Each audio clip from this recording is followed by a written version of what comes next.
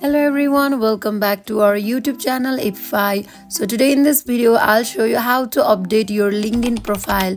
So without getting further delay, let's jump into our video.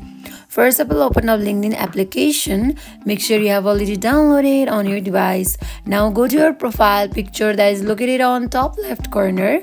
Once you tap on it, it will navigate you to this interface. Here tap on view profile. Now here it will show you your profile details. Now in order to update it, you can simply tap on pencil icon as shown here. And now here you can edit your profile info. You can update your information.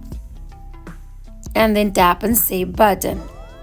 And also if you want to update your photo, you can simply tap on your photo, and if you want to edit frame, tap on edit frame and you can change here.